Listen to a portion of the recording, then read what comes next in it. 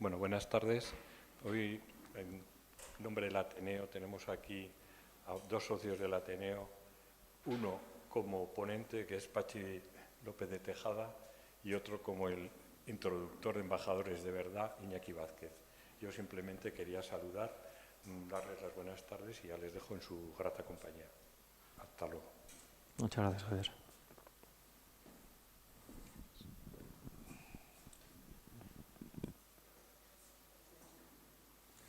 Bai, kaixo arratsaldeon, egun on hemen zaretenok, zaretenoi, Iñaki Vázquez naiz, Ateneoko Euskara Batzordearen arduraduna, eta, bueno, lehenik eta behin Patri Urkizuri omenalditxo bat egin nahi genioke, Ateneotik, izan ere Euskal Literaturaren arloan, ikertzaile sutsua, paregabekoa, esango nuke, hile egin zaigu. Eta, bueno, aspaldi irakurri egin nuen historiatzailea bezala lekukoak, orain dela urte asko. Lekukoak da Euskaldunen testigantza lehen gerrate mundialaren inguruko sarraskiaren testigantzak emanaz. Hainbeste Euskaldun daude hor, eta, bueno, gure jente eman Patri Urkizu hemen ere egon zan, Ateneo Gipuzkoanon izlari bezala, eta agur eta ore bat eman nahi genioke. Bestalde, hemen batu egin gaituena, Patxi López de Tejada da. Patxi López de Tejada ez da donostiar arrun bat, berak aipatzen duen bezala, baizik eta euskal idazle eta poeta, ez? Liburu mordoska dauzka, argitaratua, bai euskeraz, bai erderaz, bere azken boladako esango nuke etnografiak ospera eraman du, donostiar identitatearen ingurukoa hain zuzen ere, beraren ustez, eta hori historikoki sustatu gomen daiteke, gure nortasuna irekia, kosmopolita, eta Zibu Baumanen esaten duen bezala likidoa da, ez? Poeta bezala, ere materiaren egitura ekarri egin dut, bere lehendabiziko edo lehendabiziko tako lana da. Eta, bueno, gaur emango duen hitzaldia, begirada bat easotarrek bidai literaturari egindako ekarpenari, atzerriko bideetan edo hirietan galdu zirenen eskuluma, bidaide bakarra zeramatelarik, baita beren ibilaldien berri ematen zuten liburuei ere du esparru. Izenburua Donostiako korrespontsal literarioak delarik. Nik ez dakit, honen inguruan ez dakit ezer, egia esan da ezagutu nuen donostiar korrespontsal bakara, ez zen korrespontsala izan, Pio Baroja hain zuzen ere. Pio Baroja Marruekosen egon zan, Marruekoseko gerrate zibila El Mundo aldizkarian hain zuzen ere nolabait testigu bezala. Eta gero, dakidanez, 1940an Parisen Sánchez Nogalesekin batera, Buenos Aireko aldizkari batean, Parisen gerratea baino leno bizitzen zen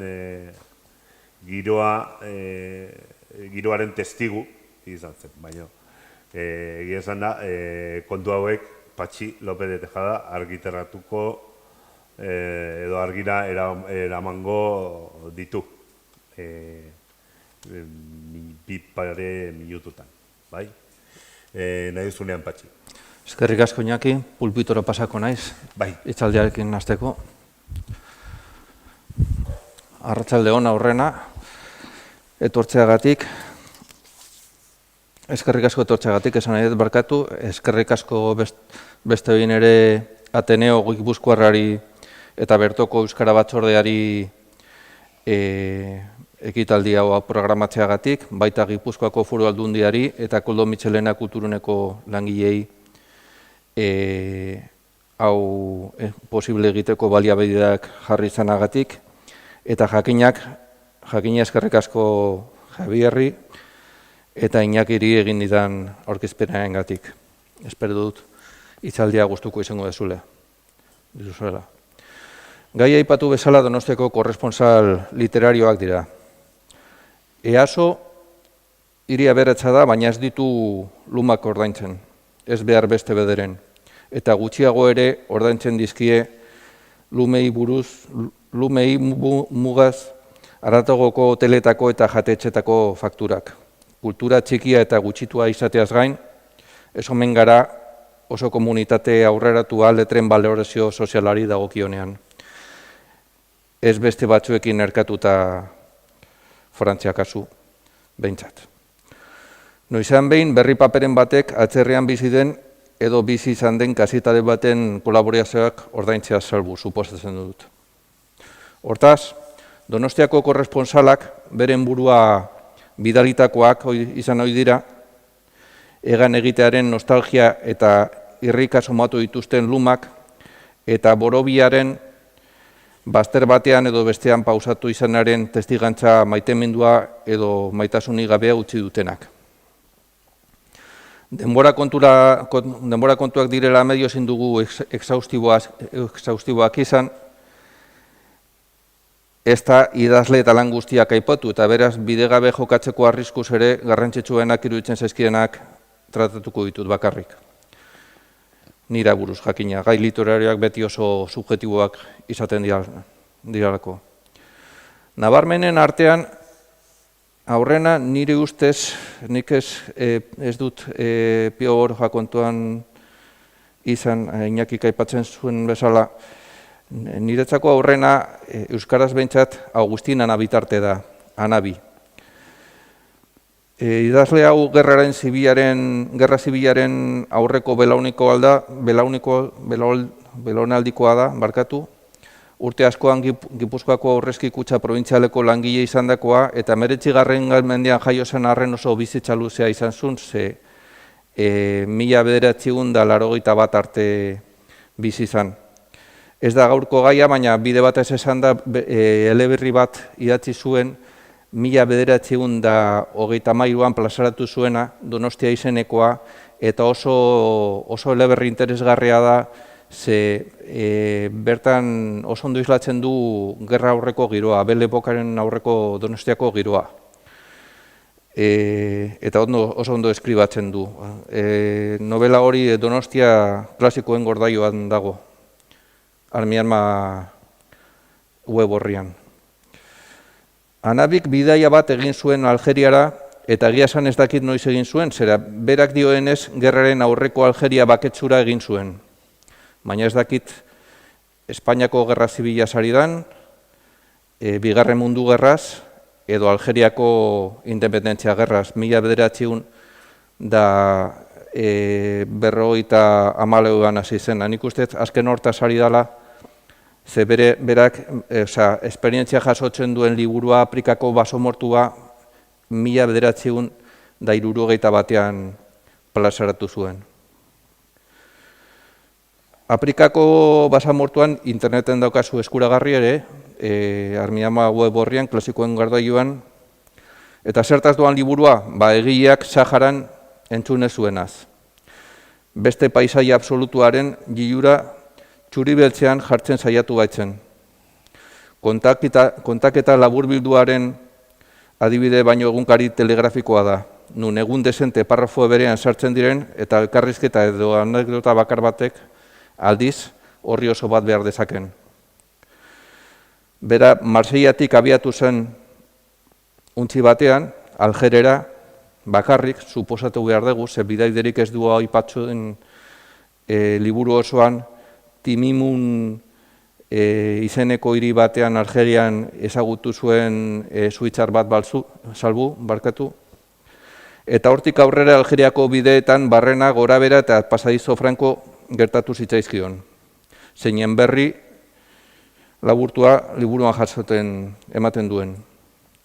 Zertzelada pare bakar batekin, eguratz bat sortzeko bere doainaekin eta bere zuka hurbilaekin, berarekin lastu egiten zara Algerko Medinako kale estu ilunetan eta txunditu egiten zara konposontuan biltzen diren nikapzuri multzoak ikusita. Laranja eta limoi pilako hasietako azoketan usaintzean postu eta arabiar batek burruntzi gori bat lamikatzen ikustean larritu. Gauaren erdian, buru ordiaren azpiko eskorpioia deskubritzean azalduta iratzartzen eta Timimungo plazan belaunetan erortzen den aur beltzak ama euskaraz deika harri eta zur eta bihotza ukituta gelditzen zara. Desertuko haize gazi zuriak ez baititu Donostiaren begiak lehortzen. Pasarte bat irakurriko izuet. Aldamenean zegoan hilobia. Gidaria eta ni, bazter batean gelditu ginen zutik. Handik pizka batera, bazetorrera eta utzi ninduan bakarrik. Argilarri hartan, hilobiaren behean, 3 emakume beltzez jantziak zeuden lurrean nola nahi etzan da. Arpegiai estalita, zulo batetik begiratzen zioten etorri berriari tarteka. Noizbait gidaria azaldu eta emakume haiek otoitz egiten zeudela esan zidan. Santuari aurgintzarako eta osasunerako mesede eske. Urazan ikusteko guztia. Ostera joan ginean gizor bizar zuriagana, gizon atsegina aldere eta eskupekoa emanez etorriktako bidetik aldegin genuan. Bagindua zen bada, kasban gora, aiekaleak. Gorago eta estuagoak eta ilunagoak. Hango etxeek ez dute balkoirik, teiatua beharrean egontoki zabelak dituzte. Jakingarritzat hauz esan zidan gideriak. Hemen toki gutxi eta jende gehiegi. Hori dala bide, familiak alkarrekin bizi dira. Gizonek beren egin beharretara etxea uzten dutenean, emazteak patinan biltzen dira, eta patinan biltzen dira hizketa edo berriketarako. Halako batean, gizonezko batek etxera etorri nahi badu, atea jo eta estula egiten du. Eta estularen bidez, nordan ezagutzen dute, eta bere Andrea ezbesteko ebakumeek alde egiten dute senare emazteak bakarrik utzirik. 33 urte beranduago, 1984an, Joseba Txarrik Euskaldunen Amerika bidaia bat Estatu Batuetan zehar argitaratu zuen. Aitzindaria izan zena Estatu Batuetan Euskal Diasporen arrastuen bilaketan. Geroztik beste egile asko jarraitu izan dutena. Besteak beste Bernardo Atxaga Nevadako egunak liburuarekin. New Yorken hasita, Mendebaldera jortzen du kazetariak 8 urtetan eta reportajeen bilduman hango eta hemengo euskal jatorriko jendeak tratatu eta elkarrizketatu egiten ditu. Egia esan, ozeanoaren bestaldera egiten den bidaldi haietan ez dirudi beste helbururi dagonik atzean uzten duen etxekoa hobeto ezagutzea baino. Ez zaielako gehiegi erreparatzen Amerikako bertako giroei, kulturei edo paisaiei. Etorkinek hamarkada askoren buruan edo belaunaldi batzuen buruan gorde duten euskaltasunaren ustezko susakratuari baino. Eta agian gehiagizko ardazte hori testuan nabaritu egiten da. Baina tira, liburu interesgarria da dena dela. Beste maila batean, antzeko zerbait gertatzen zaiola iruditzen zait Koldo Izagirrek 1985ean atera zuen liburuari. Ez duk erraza konpai. Kuban girotu zuen eleberria edo kronika. Hango kulturan eta berrian benetan bere horretan barneratzeko baino, barruko maletan etxetik daraman bere ideologia finkatzeko edo ustez eragiten dituen onurak frogatu nahian dabiela. Hain zuzen ere, eta espiritu hortan idatzita dagoela. Eta beste bezain beste, esango nukenik, milurteko berriaren hasieran Arkaitz Kanok plazaratu zuen piano gainean gozaltzen. New Yorki buruz argitara eman zuen liburuan. Nun metropoliaren oso irudi jazzistikoa eta novela beltzekoa ematen duen, topiko eta estereotipo guztiekin. Sagarrandian, zinemako eta popeko, undergroundeko eta kontrakulturako mitomania guztiak, edo gehienak bentsat, nunbait berribiliz. Behar bada, testuan interesgarriana zera da, beste hiri batean, beste ni bat eraikitzeko posibilitateari buruzko garatzen duen bitakora. Nola baita esatearren. Sagu garun jale baten konpainian gauez, Brooklyn Bridgeko dorren barruko jaiak eta X zubiak begiradarekin zeharkatuz. Hona hemen, azken honi buruzko pasarte jakingarri bat. Williamsburg da, Brooklyngo zubi ospetsuaz aparte, Manhattango, Irla Brooklyn eta Queens auzoetatik bereizten duen East River ibaia zeharkatzen duen beste lau zubietatik bat. Gure auzoaren izen bera duen Williamsburgeko zubia da, bestalde Brooklyngorekin batera, oinez zeharka daiteken bakarra. Elurra gindu atzo, eta gaur goian behian. Eta kamara hartuta zubira txuribeltzesko kerrete bat botatzera abiatu naiz. Williamsburgekoa ez da inundik ere Brooklyngo zubia bezain polita. Nekez ikusiko duzu inongo filmetan, baina ederra da bere itxuskerian. Oso zubia alemaniarra da, nola baita esatearren. Altairuzkoa, X formako trentzaduraz betea, grafitiz estalia, itxura zarkitua duena. Alambre esiak eta konzentrazio esparruetako garitak diruditen etxola txikiak ere badira zubiaren aldi bietan. Metroa zubiaren gainetik igarotzen da eta oinezoa zela zure oinenpean autoak ikusiko dituzu pasatzen. Behean, ibaiaren ertzean, hiri guztia azukrez bete hornitzen duen Domino enpresako lantegi erraldoia dago. Ez da bil inor gaur zubian. Izan ere, elurrak ohiko egunetan ikusten diren txirrindulari eta patinatzaile apurrak usatu ditu. Hiri honek argazkilari izena zerbait egiteko zena pizten dizu. Arratzalde osoa eman dut argazkiak ateratzen. Urrutitik naiz gertutik. Eta txuribeltzesko argazkiak errebeletzean are nabariago ikusten da hau. Zubiko egitura osatzen duen burdina gurutxoetatik eratortzen diren ekizak nagusitzen dira. Jean-Michel Basquiat pintoreak ekiz batekin ezabatzen zituen bere kuadroetan gehien interesatzen zitzaizkion elementuak. Haiek nabarmentzeko erarik onena zelakoan. Ezabatzea nabarmen agertzeko era bezala. Williamsburg zubia ere zubi ezabatu bat da, honen bestez. Mariasun Landa, beste aldetik, haur eta gazte literaturako sortzaile handiak, bere gaztaroko ikasturte paristarren oroimena 78ko maiatzaren bestonduetan oparitu zigun festa aldameneko gela liburuan. 2008an argitaratua, uste taldi berean ateraziala bi bertsioak, euskarazkoa eta gaztelerazkoa. Eta bertan lehenengo amodioak eta aurreneko erbesteratze eta deserrotze sentimenduak testuaren martxan arikaltzen dira. Kontakizunak egiazko bildungsroman sentimental bat osatzeraino. Ikutu sentimentala oso nabaria da liburu hortan. Dezepzioa ere eta desilusioa agertzen dira. Eta hori eskertzekoa da, zen noizean behin bidaiaren osagai ezinbestekoak dira. Eta zenbaitetan iristearen emaitzak. Aldez aurretiko idealizazioaren eta espero izandakoaren ondoren datorren errealitatearekin talka egitea hain zuzen ere.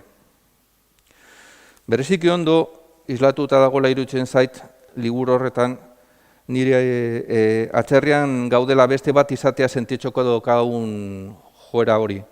Baita bestea desberdin ezagutu arren desberdin ikustekoa. Adibidez, pasarte honetan. Parisen dago. Batomus zelakoan, 30 zubi argiztatu baino gehiago ikusi genituen gure buru gainetik pasatzen. Urriazan, hotz zegoen, baina ez genukan kareletik barrura sartzeko asmorik. Izan ere, besoa pausatu baitzuen azkenean nire sorbalda gainetik. Azkenean, hurbildu zituen bere Espainiak nireetara eta eskutik helduta lasterka ibilia ginen zenako nasetatik. Ez dut uste mutila gustatzen zitzaidanik, baina pozik nengoen.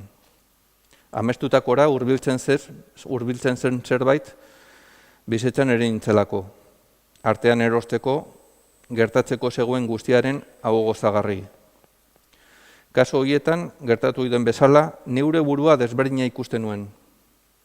Gure hiritik kanpo, ohiko eszenografiak inposatzen duen kortzeri gabe, besteak desberdinak izan daitezkelak ohartzeaz gainera. Benetako sorpresa gure buruari ematen diogu. Beste batzuk izatera, barruan daramatzagun hainbat pertsonetako bat jolas egiten dugunean.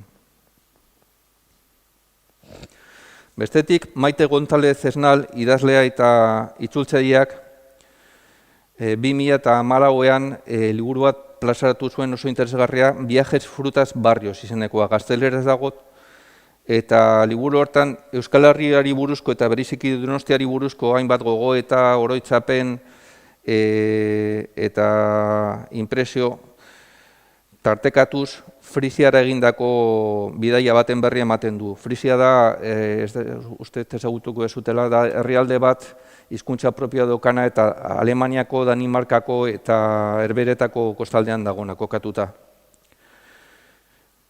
Carnet de voyage bat tradizio hortan oso ona da, eta orrialdetatik eta paisaia humano eta naturaletatik bere arima ireki eta bere begirada findua paseatu egiten du. Frisiako Europako kostaldeko herrialde galdu eta pizka bat ahaztu horretan, kontatutako bidaien artean pasarte batzuk oso bikainak dira. Adibidez hau. En este pueblo, al que tras el goteo de un despoblamiento inmisericordia solo le quedan 45 habitantes, cada cierto tiempo el paisaje es cortado en horizontal por el tráfico navegable. Acabo de llegar y recorro a pie este pueblo en el que los únicos indicios de vida son vacas pastando y alguna lámpara encendida tras unos visillos. De pronto oigo cánticos y, llevada por la curiosidad viajera, me acerco hasta la iglesia. Empujo la puerta, cerrada. Mientras indago si la ceremonia es misa o funeral, me pregunto cómo se habrán reunido tantas voces siendo una comunidad tan pequeña.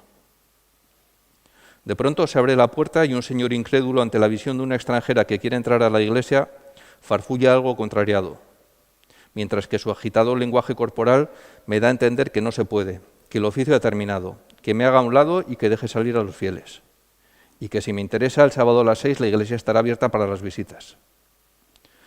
Perpleja ante una mano rechoncha que sacude la nada, nunca en mi vida me habían impedido entrar en una iglesia, desaparezco en un rincón para decodificar esa acogida tan rara en un templo protestante. Reflexionando con calma, intuyo que he turbado la paz del lugar, que mi curiosidad de viajera ha irrumpido en el ritual. He sido una intrusa.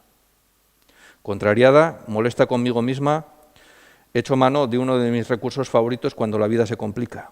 Busco la compañía del agua. Sentir cómo fluye hace que me sienta más liviana y me ayuda en este mundo adverso. Bidaien notaritzan gaiendu da Ander Izagirre kazetaria bereziki guztiek ezagutuko ezutela. Bedi Txernobilgo errautzak pisatzen edo zapore metalikoa irudikatzen edo lurrean iesi barneratzen diren zizarei jarraikiz, bedi Afrikako lehorteen astuna puztuz, bedi munduko sakonune antzuetan galdu zenaren oihartzunak espiritismo saio ez horren bakartietan harrapatuz eta jasoz, baita Euskal Herriko bideetan barrena ere bai. Mundu gozearen kronika, probintziakeriaren ordialdiaren garaietan gogoratze aldera. Emozioak ernatzeko nahi berezirik gabe. Jakimin eta ezagutzeko grinutzaz. Bekoz beko behinolako eta egungo eskargumentuak eta jasoerak sosegu zaitzeko eta kontatzeko plazterutzaz. Lagun iritsi berri batekin, kafetegi bateko mailaren gainean egingo zenuken moduan. Erreportajearen tradizio jatorrik onenean. Iragana fresko, bizitza biluzik, hitza biluzik.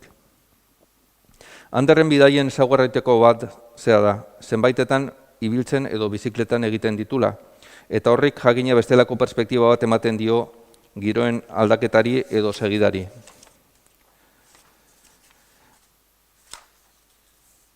Adibidez ala, Cansasuelos, 6 días a pies por los Apeninos liburutik, pasarte bat irakurriko dizuet. Horrek frogatzen duena. Salir a pie de una ciudad, decidir dónde acaba, cuándo es y cuándo ya no. A veces las ciudades terminan de repente, justo detrás del bloque de viviendas recién construido, en un barrio aún a medio urbanizar, en una acera de baldosas nuevas y un poco manchadas con restos de tierra de la parcela anexa. Das un paso en las baldosas y el siguiente en la tierra, y ya está. Otras veces se disuelven poco a poco. En las avenidas exteriores se les va colando un poco de industria, unos talleres, unos almacenes, unos pabellones, algún bar todavía, algún restaurante de batalla, alguna casa vieja que quedó engullida en el polígono y que todavía sigue habitada. Esas zonas que son un sí pero un no. O se les cuela un poco de campo, urbanizaciones de chalets que son un no pero un sí, o las villas con jardines, con verjas, con muros, o por fin unas huertas. Al salir andando de una ciudad, intento fijarme en cuál es el último kiosco de prensa, la última farmacia, el último semáforo. Eta azkenik, Mikel Zubeldia, hemen dagona, bere presentzaz ontratzen gaituena, munduko hiritar peto-petoa denik ezin du Manikien galeria ekilibristaren polka enarak bezain fite edo Malboro gizona irakurri dituen edonork ukatu. Hori jarrira kontua baldin bada edo den heinean. Baina Gipuzkoan eginiko ponpak eta bestelako manufakturak Geako gerriko lehor monoteistan saltzen ibiltzean, azalean eta estarrian jasotako eguzki eta area pikor asko biltzen dira aurtengo haizea josten, aurten plazaratu duen eleberrian, eta 2022ko goiznego binegun, besteak beste. Bidaldietatik inoiz erabat itzultzen ez den hoietakoa dugu zaldibia. Nunbait, anurrun galduta usten baitu arima edo arimaren abatarra. Ametxetako ilunpela auzoetan aldarrai dabilena gau eta egun gorputza etxera ilegatu danean. Eskarmentu gehiago metatzen maiz errealitatearen bizitakoak baino batzuetan errealagoak ere inoiz edo bain. Inorena ez den lurrean ez demokratikoa den Petroerrepublika bateko presidente baten jauregian aurkitzean egabe, hegoalde muturreko aldiriren batean ezagutu berri duzun familia baten sukaldean edo gongolan astiro moskortzen joatea ez ustean ere, ez lekuetan kiskurtzen diren eta ez diren maitasun kiribilak, goizeltzea berandutzea lege den eremuetan, eta izpilu gisa erabiltzea beste aldera begiratzeko ipini dituzten leihoak eta leihateiak, eta bar. Adibide bezala eta txaldia amaitzeko, Iraken kokatutako eszena bat irakurriko dizuet, Aizoa josten liburukoa. Irakeko basamortutik doa kotxe batean autobide batetik. Inolako kontraste edo aldageri gabeko basamortuaren zabelak irentzi gaitu. Izpilatzearen ondorioz, asfaltoak istildua dirudi eta zerua islatzen da. 6 erraiekoa da, gehienean. Jugoslaviar eta Alemaniar ingenieriek eraikia izan zela dio Saude Karrok. 70ko hamarkadan, herriaren garapen handia irudikatzeko. Ibilbideak azgabea, zubi desbideratze eta lotxe egokiekin. Kontu horrek Sadamen erregimenaren lorpenak disimulu gutxirikin aletzea albidetu dio. Gehiegizkoa iruditu zait dagoen trafiko eskasiagatik. Erregai kamioi zein leporaino betetako merkantziazkoak ziztu bizian igaro dira. Ramadi aldera, Eufrates ibaiaren ibarrera gerturatu ahala ederragotu da paisaia. Ubide, pinu, eukalipto, nekazaritza guztiapen eta taldeekin. Adobezko eraikuntzak eta teilatu laubetoizkoak nun nahi inolako horrekuspenik gabe. Karajorenak ez dakit zer euskaria esateko Saddam Hussein izena aipatzerakoan. Saudi begitartea ilundu zaio. Eta izen hura aipatu ez egiteko aholkatu digu. Astoratu egin da eta modu txarrean jardun zaigu. Eta lepo egiteko zeinua egin digu. Aholkua baino herri eta moduko bat izan da. Orduan jabetu gara, guk uste baino gehiago menderatzen duela gaztelera. Basaltozko arroka beltzaranak, gune koipetsuak eta kartela abandonatuak topatu ditugu. Bero lo eragileak enegarren aldiz errendetu nagoenerako, auzunean gara jada eta bazterreko eraikin itxusia seinalatu digu begi hartzaz. Abu Ghraib kartzela dela zehaztuz. Ezer gutxi esplikatu gabe. Antxe da beraz, Saddamen lotsaizunetako bat. Handi gutxira Bagdadeko lehen etxeak azaldu dira. Iluntze aldera iritsi gara Al-Rashid hotelera, Tigris ibaiaren eskeribarretik, Damaskus kalea hartu eta Alzaurra zorategia inguratuta, Uztailak 14 hiribidetik barrena abiatu gara. Apenas ez den trafikorik, bazter arestatutako errepidetatik, Iturri eta eskulturadun biribilgune zantarra pasata, laukizunen etxan itxurako bloke banandua begitan du zaigu. Pitzu ugarikoa da Al-Rashid, okre kolorekoa eta balkoi korritu duna. Palmondo eta sastrakadun gunetik sartuz eta metalesko arantzadun egitura baten aurrean, altoa eman digute kamuflaje uniformedun agente bik. Modu ez oso honean, autotik aterarazi ondoren, arretaz miatu dute. Bomben aurkako sensore bat pasa, azpiak izpiluz bilatu eta maletategia harakatu eta gero abiatzeko baimena jaso dugu.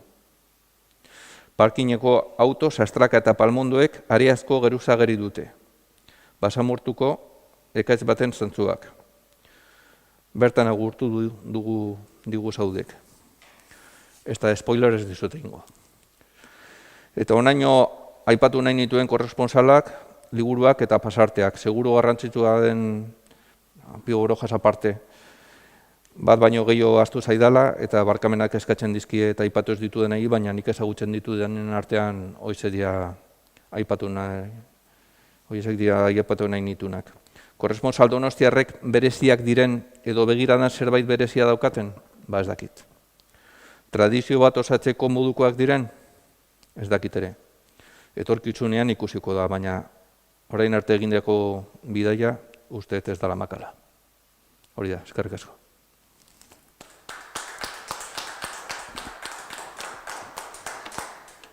Bueno, oraintxo bertan galderei tartetxo bat emango diegu. Eskerrik asko Patxi, zuk emandako hitzaldiarengatik. Espero dugu Ateneon berriz egotea eta galderaren bat baldin bateok, ongi etorria.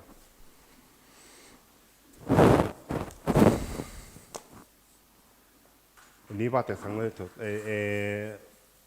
Okendo kulturetxean orain dela ez gutxi Ander Izagirrek emandako hitzaldi batean bera sustatzen zuen egia dela Donostiarrek duten tradizioa bat daola. Alegia, beti itsasora begira egon direla. Eta hori historikoki sustatu daitekela. Ez bakarrik arrantzaleak, Terranova eta bar, baizik eta kapitainak, imperioarekin bat egitenak, eta bar. Hori izan laike, korresponsalgitzak eduki dugun tradizio bakarra, zure usteetan, edo... Bueno, nik uste Anderrek hori esaten du, baina Euskal Herri osoaz, ez bakarrik Donostiaz. Bai. Osea, oso herri irekia izan dela betidanik eta historian zehar, beti ozeanoari begira egin ditula gauzak, osea, berak mitoa desmontatu nahi du burbuila bat izan dela eta bere barnean giuratuta eta frogatu egiten du bere azken liburuan hori ez dela horrela izan. Oso irekio, herri irakia, baina Donostiari dagokionean bai, oso tradizio maritimo potentea dauka. Azten zaigu, zenola portua une batean Pasaira juntzan, untxiak, baporeak hasi zianean handitzen eta bestelako portu bat behartzen, baina oso tradizio maritimo potentea dauka. Eta hemen merkataritza maritimoa oso garrantzitsua zen garai batean, Ipar Europako portuekin Gaztelako artilla eta burdina eta beste material asko esportatu egiten ziren, eta Real Compañía de Caracas historian zehar izan dugun monopoliorik bakarrenetakoa hemen zegoen Donostian, eta hori bere garaian Gipuzkoa asko aberaztu zuen, Caracaseko kakaoa ekartzeko monopolioa zeukatena. Eta hortik abiatuta itsaso kontua aparte utzi, Donostia beti oso... Donostia atxarritarrek egiten dute, egin handi batean. Erregistro historikoak daukagun unetik erromatarren garaian, hemen zeudenak, Donostian eta inguruetan zeudenak, ez ziren barduliarrak. Badakizu, historialari izan da, hemen zeuden tribuak erromatarrak irritsi zianean, bazila barduliarrak, akitanoak, baskoiak, autrigoiak eta akaristioak.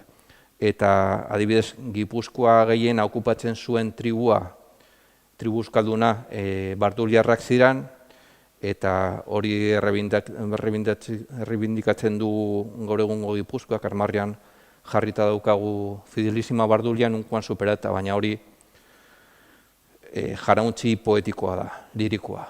Hemen zeudenak adibidez ez ziren barduliarrak, hori artez iristen zen tribu akitano bat, tarbeliarrak izenekoak, eta ziren barduliarrak, eta hortik aurrera denetarik, Donostia antxo jakitunak hiria fundatu zuenean ez zituen barduloekin fundatu, edo baskoiekin, gaskoiak ekarri zituen, izan ere Donostian toponimo gehienak ez daude euskaraz, gaskoieraz daude.